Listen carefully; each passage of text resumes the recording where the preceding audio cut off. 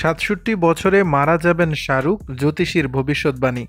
ভারতের সেলিব্রিটি জ্যোতিষী সুশীল কুমার সিং দেশটির বহু বিখ্যাত তারকা তার কাছে হাত দেখান।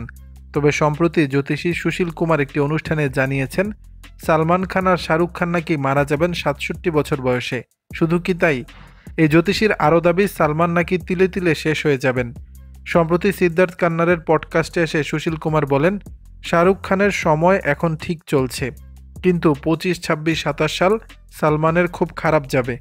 তিনি আরও যোগ করেন, সালমানের খুব বড় অসুখ হবে, ঠিক হবে না, এমন কোনো অসুখ হবে যার নাম মুখেও আনা যাবে না। সুশীল যোগ করেন, একই সালে মারা যাবেন দুজনেই।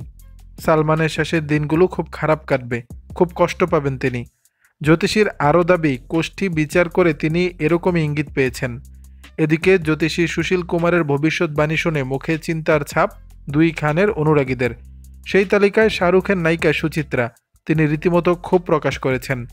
অভিনেত্রী জানিয়েছেন, এই ধরনের ভুয়া খবরে একেবারেই বিশ্বাস করা উচিত নয়। পাশাপাশি অভিনেত্রীর দাবি, জ্যোতিষশাস্ত্রের নামে যারা এই ধরনের বুজরুকি করেন তাদের নিষিদ্ধ করে দেওয়া উচিত।